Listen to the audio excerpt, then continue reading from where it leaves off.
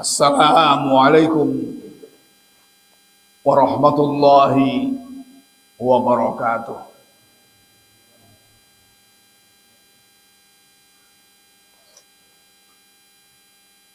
Innal hamdalillah nahmaduhu wa nasta'inuhu wa nastaghfiruh wa na'udzu billahi min syururi anfusina wa min sayyiati a'malina. May yahdihillahu fala mudhillalah wa may yudlil fala hadiyalah. Asyhadu an la ilaha illallah wahdahu la syarikalah wa asyhadu anna Muhammadan abduhu wa rasuluhu. Allahumma salli ala Muhammadin wa ala alihi wa ashabihi ajma'in. Amma ba'd. Bapak-bapak, ibu-ibu dan saudara-saudara sekalian rahimakumullah. Marilah kita senantiasa bersyukur kepada Allah atas berbagai nikmat yang diberikan Allah kepada kita semuanya. Allah memberikan berbagai macam nikmat sehingga tidak akan bisa terhitung oleh kita manakala kita akan menghitungnya. Karena itu, marilah kita mensyukurinya dengan menggunakan nikmat ini untuk terus-menerus beribadah kepada Allah. Menggunakan sisa umur kita ini untuk mengejar pahala dari Allah sehingga kita bisa hidup tentram, damai, nikmat, bahagia di dunia maupun di akhirat kita nanti. Selawat dan salam semoga terus tercurahkan kepada Nabi kita Muhammad sallallahu alaihi wasallam, keluarganya, para sahabatnya dan umatnya yang setia mengikuti sunnah-sunnahnya. Bapak-bapak, ibu-ibu dan saudara-saudara sekalian rahimakumullah. Kajian di pagi ini kita ambil tema kiat menggapai keluarga yang sakinah, mawaddah dan rahmah. Apabila di dunia ini keluarga kita sudah sakinah, mawaddah dan rahmah, maka insya Allah di akhirat nanti juga kita akan bahagia meraih surga yang dijanjikan Allah Subhanahu wa ta'ala.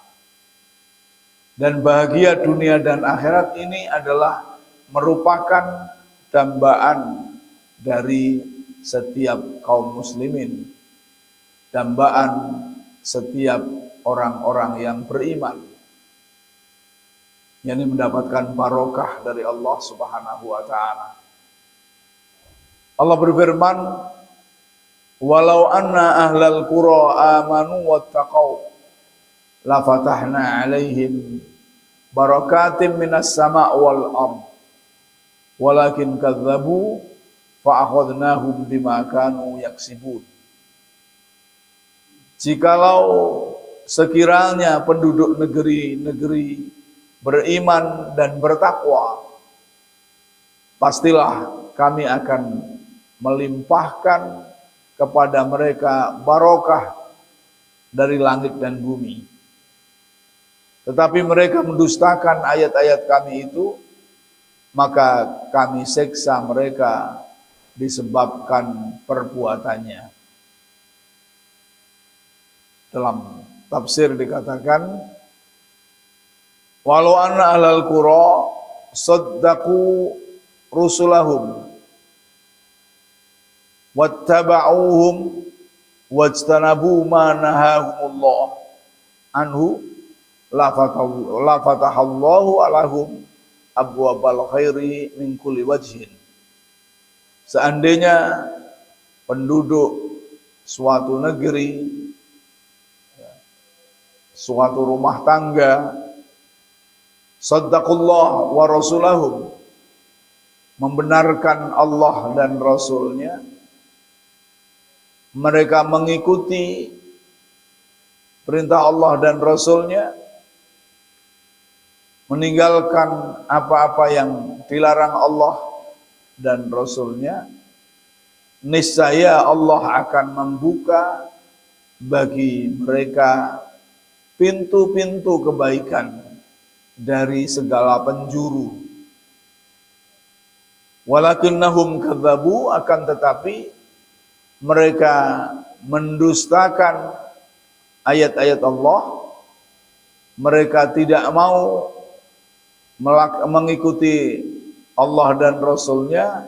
Fa'aqabahumullah bil adzabil muhlik, maka Allah menyiksa mereka dengan siksaan yang bisa menghancurkan di dunia maupun di akhirat, bisa babi kufrihim, disebabkan kekufuran mereka dan juga disebabkan oleh kemaksiatan mereka. Barokah artinya adalah kebaikan, tetapnya kebaikan atau tambahnya kebaikan. Barokah bisa berupa mudah rizki. Rizki datang dengan mudah. Ketenangan hidup, sakinah, mawaddah dan rahmah. Baik itu dari sisi keluarga maupun masyarakat.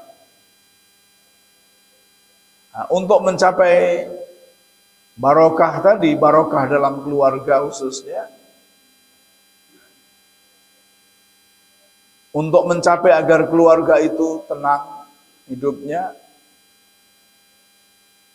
damai, mendapatkan rahmat dari Allah Subhanahu wa Ta'ala, ada beberapa hal yang perlu dilakukan. Yakni yang pertama, mengkondisikan keluarga, yakni anggota keluarga di rumah dengan keimanan dan ketakwaan. Artinya bahwa seluruh anggota keluarga itu dikondisikan, dibiasakan untuk beriman dan bertakwa kepada Allah Subhanahu wa Ta'ala. Untuk merasa bahwa segala gerak-geriknya, langkahnya, aktivitasnya diketahui oleh Allah Subhanahu wa Ta'ala. Dan untuk mengingat pula bahwa Allah maha dahsyat siksanya. Dengan demikian, ketika keyakinan itu, akidah itu sudah berada dalam hatinya, akhirnya dia menjadi orang yang bertakwa kepada Allah, orang yang akan melaksanakan perintah Allah dan menjauhi larangan-larangan Allah Subhanahu wa Ta'ala. Kekuatan takwa, kekuatan iman, akidah yang kuat, itu bisa menjadikan seseorang melakukan sesuatu yang berisiko tinggi demi untuk melaksanakan perintah Allah Subhanahu wa Ta'ala atau meninggalkan larangan Allah Subhanahu wa Ta'ala. Sebagai contoh, Nabi Ibrahim rela untuk menyembelih putranya. Karena apa? Karena perintah Allah Subhanahu wa Ta'ala. Putranya, yakni Nabi Ismail, berserah diri ketika diberitahu oleh Allah Subhanahu wa Ta'ala, diberitahu oleh ayahnya bahwa ayahnya mendapatkan perintah dari Allah untuk menyembelih dirinya, maka tidak protes sedikit pun. Kenapa? Karena akidahnya yang kuat. Karena keimanan dan ketakwaannya kepada Allah Subhanahu wa taala yang kuat. Karena ketakwaan akidahnya yang kuat itu akhirnya Allah memberikan kebahagiaan. Tidak jadi Nabi Ismail yang disembelih, akan tetapi diganti dengan kambing yang besar, bidhibhin azim. Dan Allah menjelaskan ini hanya sebuah ujian yang nyata, ujian yang besar bagi kamu.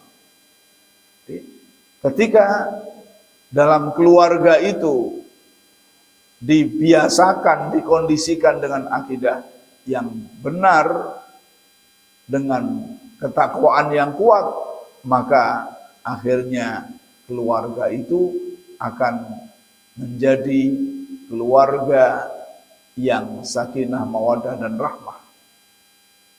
Karena tidak ada perintah Allah kecuali perintah itu akan membawa kebahagiaan.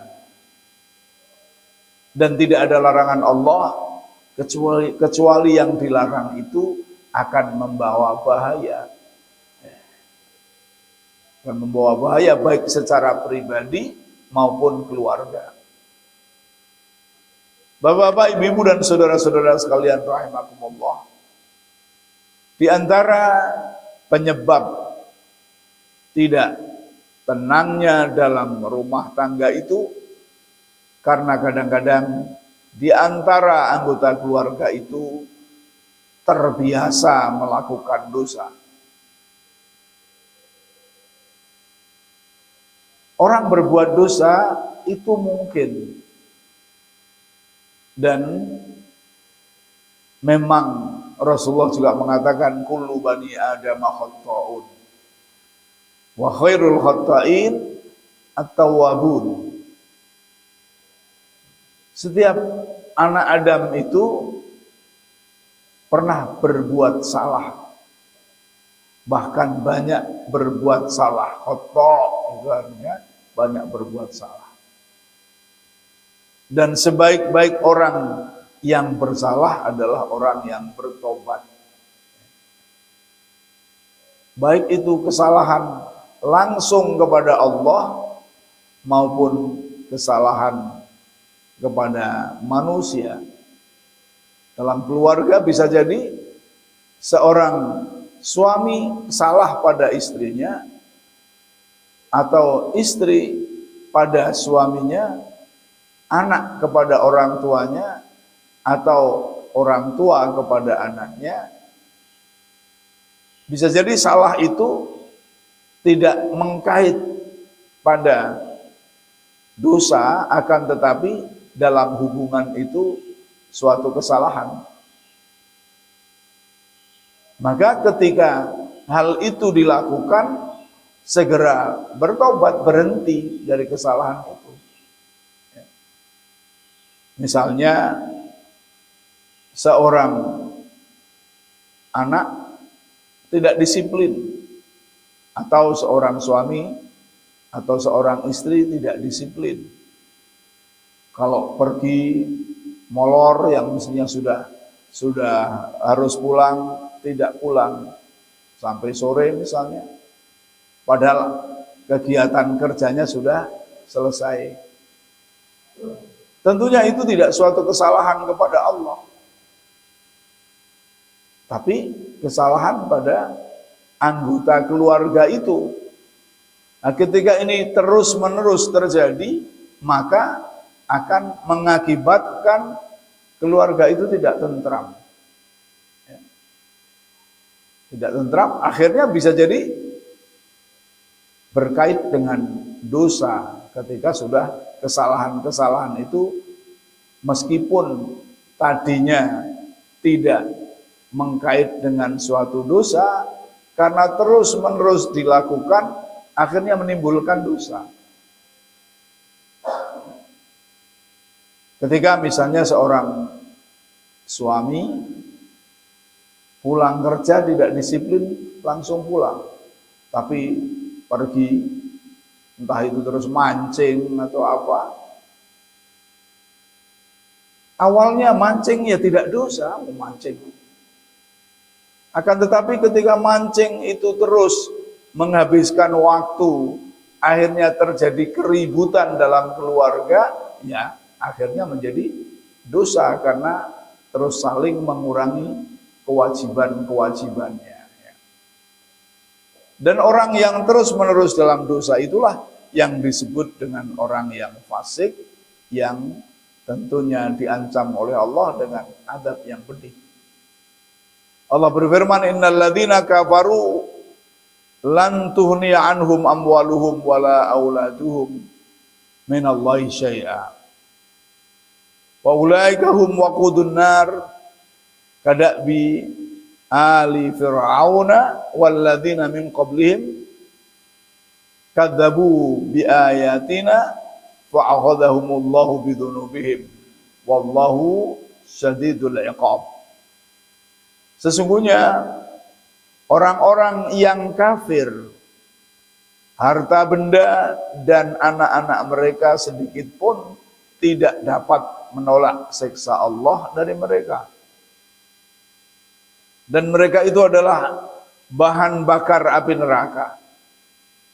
Keadaan mereka adalah sebagai keadaan kaum Fir'aun dan orang-orang yang sebelumnya. Mereka mendustakan ayat-ayat kami.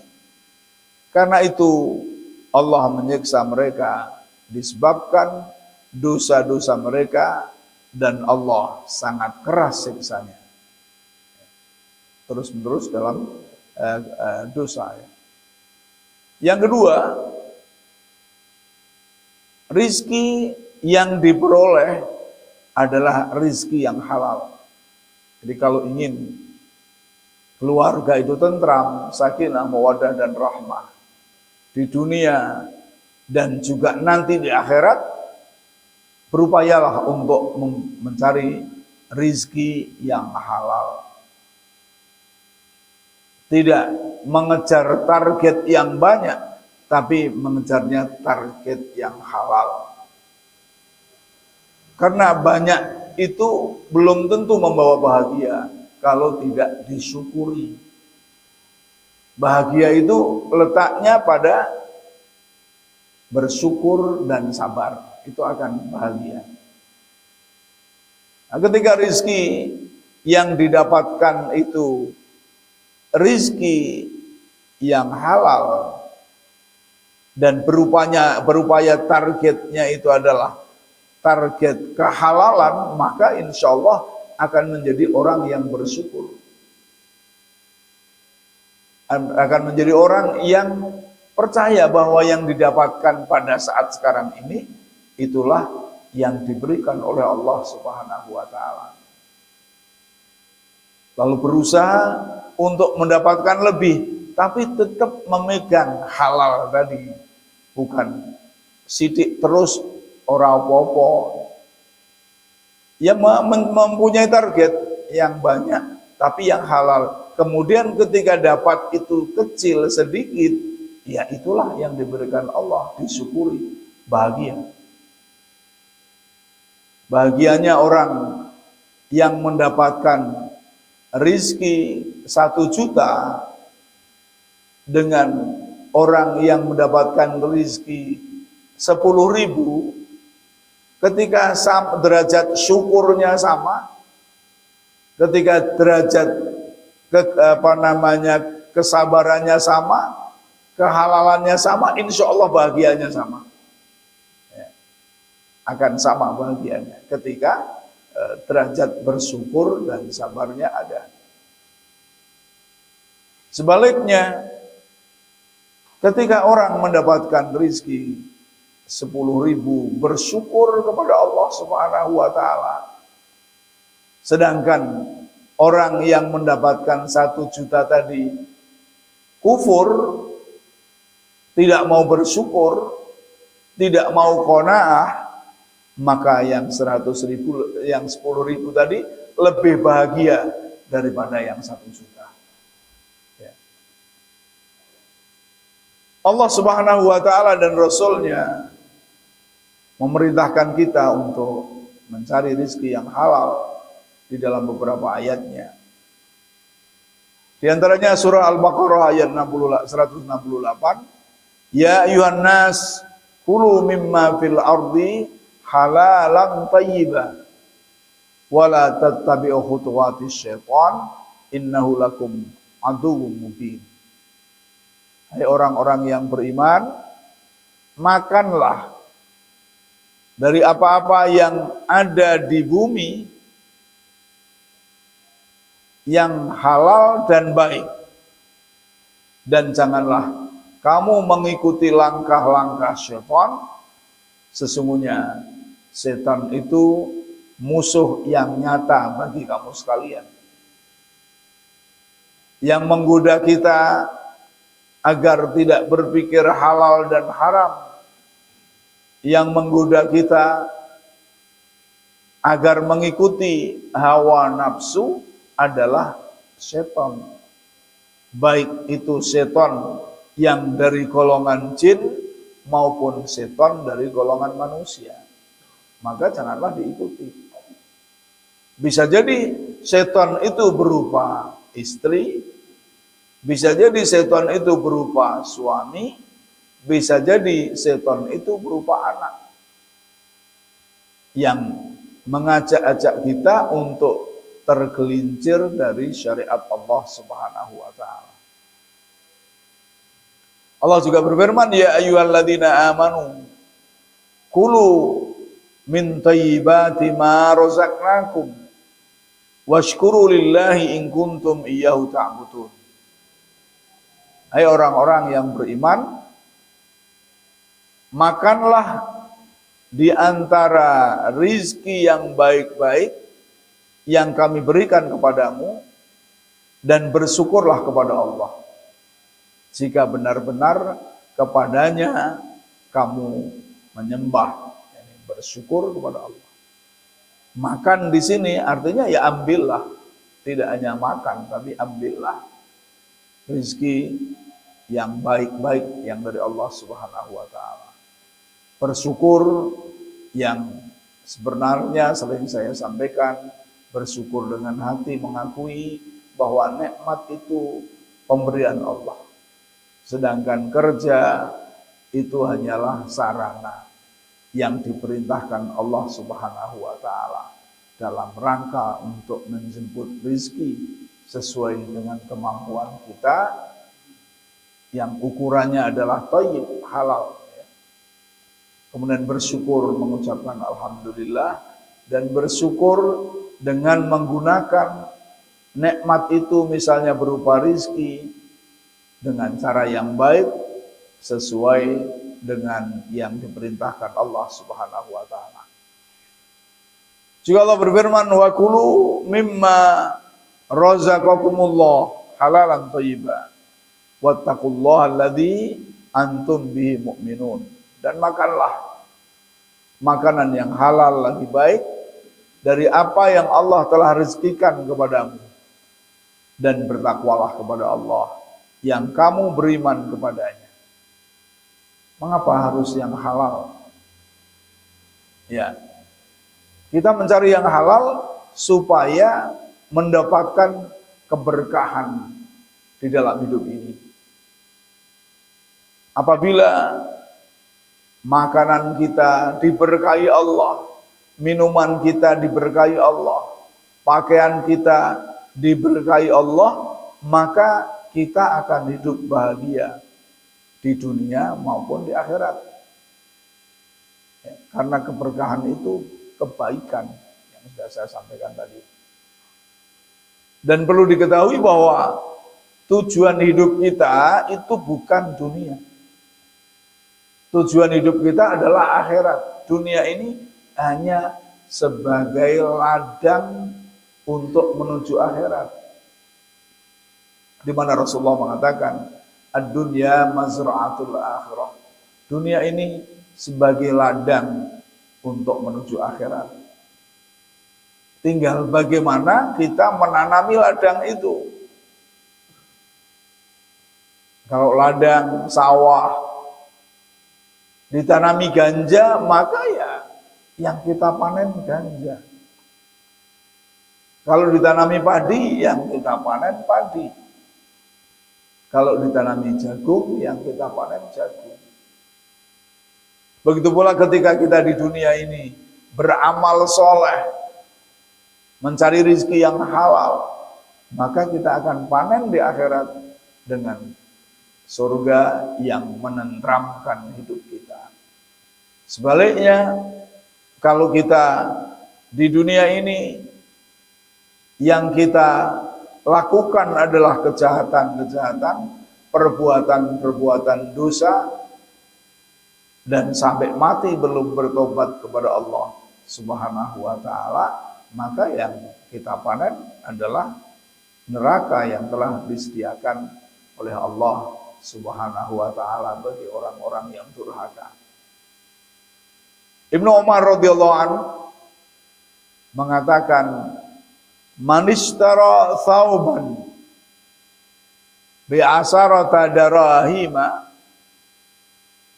wa fihi dirhamun haramun lam yaqbalillahu lahu salatan madama alaih. Siapa yang membeli pakaian dengan harga 10 dirham,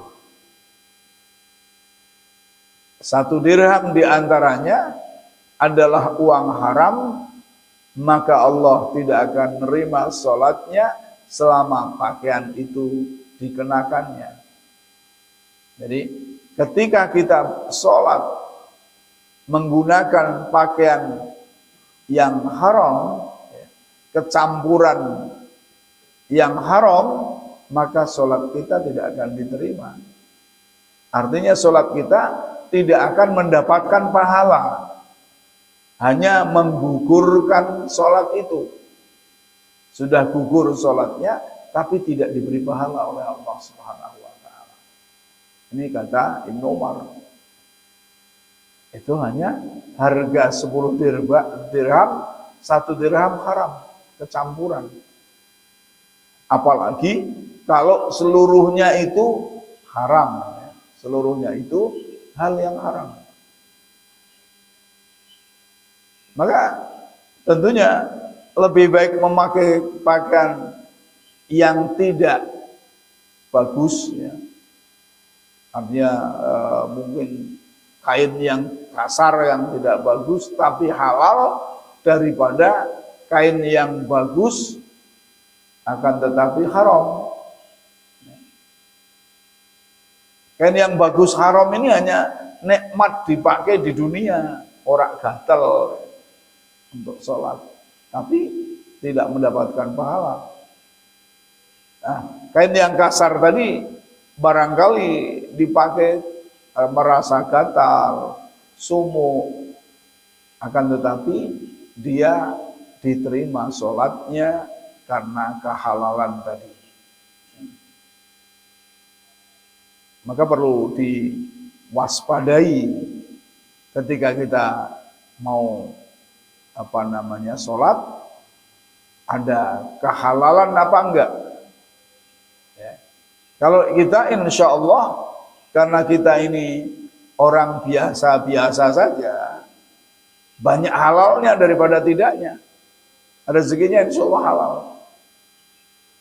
Tapi orang-orang yang mempunyai kedudukan tinggi, yang bisa mengambil uang rakyat, nah tentunya pakaiannya ya dibeli dari barang yang haram. Betapa ruginya dia, kalau untuk sholat ini memakai yang haram tadi.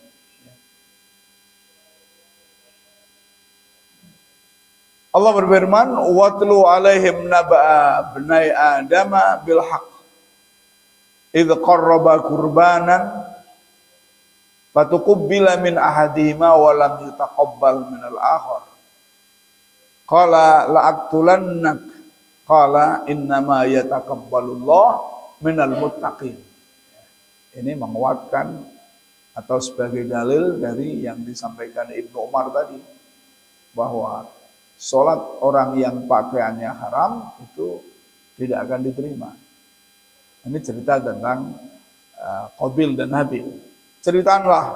Ceritakanlah kepada mereka kisah kedua putra anak Adam, yakni Habil dan Qabil, menurut yang sebenarnya. Ketika keduanya mempersembahkan kurban. Kurban itu adalah pendekatan diri kepada Allah secara bahasa. Ya. Kalau kurban secara istilah, makna kurban secara istilah syariah adalah dzabhu hayawanin mahsusatin fi ayyamin mahsusatin bi syara'ita mahsusatin taqarruban ilallah. Menyembelih binatang tertentu di hari tertentu dengan syarat tertentu sebagai pendekatan diri pada Allah Subhanahu wa taala. Maka kurban yang di dalam ayat ini yang dimaksud pendekatan diri kepada Allah. Syariah kurban menyembelih binatang belum ada pada waktu itu. Maka diterima dari salah seorang dari mereka berdua, Habil, dan tidak diterima dari yang lain, yakni Qabil. Ia berkata, Qabil berkata, aku pasti membunuhmu. Berkata Habil, sesungguhnya Allah hanya menerima kurban dari orang yang bertakwa kepada Allah. Allah hanya menerima pengabdian orang yang hanya bertakwa kepada Allah Subhanahu wa taala. Kisahnya adalah Habil dan Qabil ini adalah anaknya Nabi Adam. Nabi Adam itu setiap lahir anaknya kembar. Kembarnya itu mesti laki-laki dan perempuan. Karena pada waktu itu belum ada orang kecuali Nabi Adam dan Hawa. Nah, kemudian setelah anak-anak ini besar-besar, Allah memerintahkan kepada Nabi Adam agar anaknya dinikahkan. Dan pernikahannya itu harus silang. Tidak boleh dengan kembarannya. Ya, tidak boleh dengan kembarannya. Lah kok oleh nikah dengan bapak sa ibu? Ya oleh waktu itu rono bapak ibu sing liya. Adanya ya bapak ibu Adam tok itu satu. Nek karo sing liya nikah karo sapa? Karo wedhus. Tidak ada pada waktu itu, adanya ya Adam itu. Nah, kemudian berarti Habil dan Qabil ini juga dinikahkan silang. Kembarannya Qabil dinikahkan dengan Habil, kembarannya Habil dinikahkan dengan Qabil. Kebetulan kembarannya Qabil itu tidak cantik. Sedangkan kembarannya Qabil itu tidak cantik, sedangkan kembarannya Habil tidak cantik. Maka Qabil protes. Jadi protes sejak awal ini Qabil dan Habil ini. Ya Qabil ini yang membangkang awal membangkang. Protes tidak mau. Akhirnya Nabi Adam tentunya mengadu pada Allah dan disuruh mengadakan kurban. Pendekatan diri pada Allah dengan sedekah. Maka Habil ini sebagai peternak mengambil binatang yang paling bagus untuk dikurbankan untuk Allah Subhanahu wa taala. Sedangkan Qabil ini sebagai petani mengambil hasil tanaman yang paling buruk untuk diberikan pada Allah Subhanahu wa taala. Dasar yang orang yang tidak baik. Maka akhirnya yang diterima itu adalah dari orang-orang yang bertakwa kepada Allah Subhanahu wa taala. Seperti baju tadi. Yang ketiga,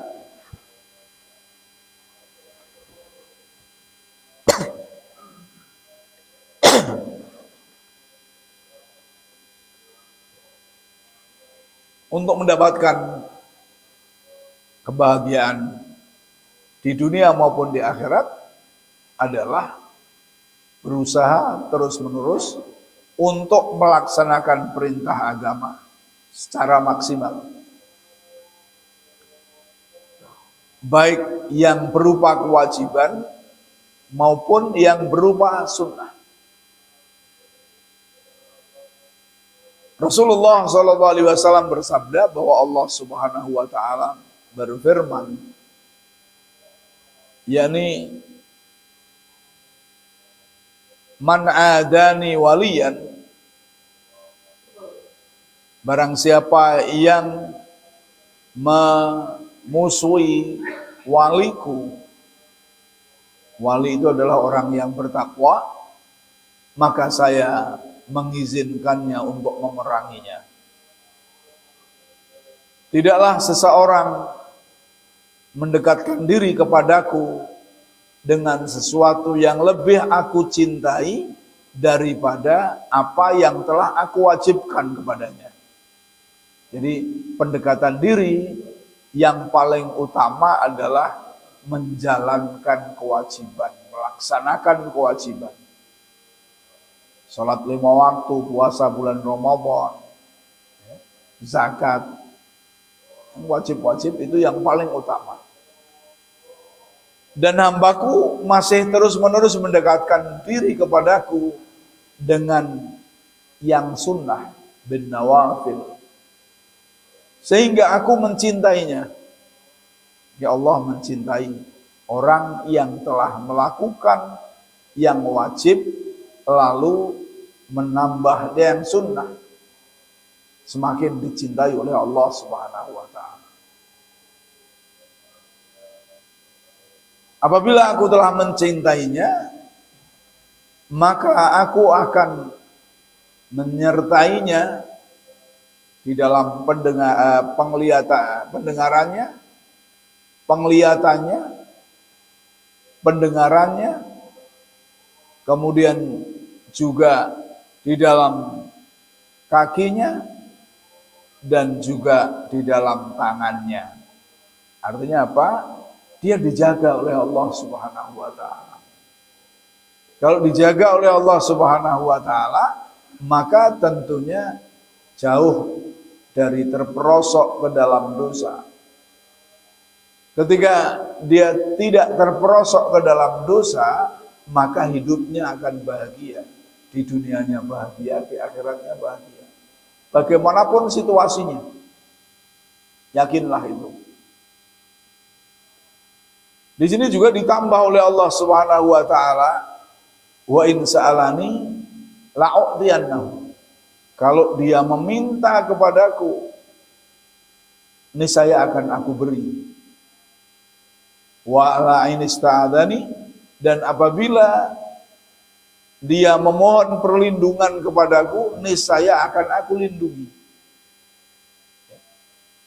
Jadi terus akan dilindungi oleh Allah Subhanahu wa taala. Jika meminta diberi, jika mohon perlindungan dilindungi.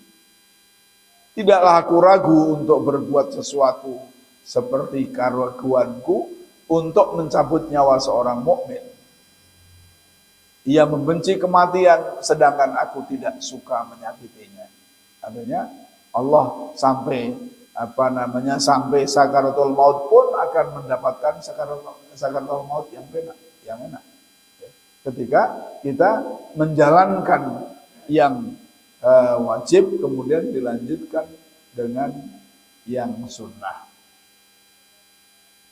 Lalu mungkin timbul pertanyaan, di sini ada jaminan dari Allah, apabila meminta akan aku beri, dan apabila mohon perlindungan akan aku lindungi.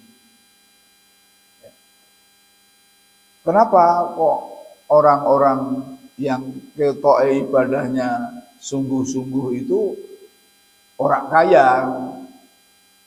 Karena memang yang diminta bukan kekayaan. Misalnya para waliullah, orang-orang semakin bertakwa itu semakin tidak akan minta kekayaan itu.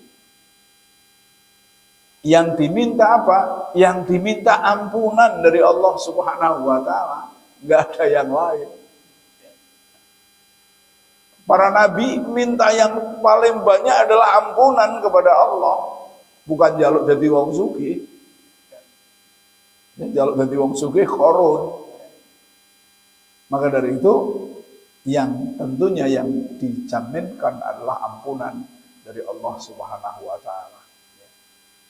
Yang terakhir, yang keempat, masing-masing anggota keluarga mengetahui kewajibannya.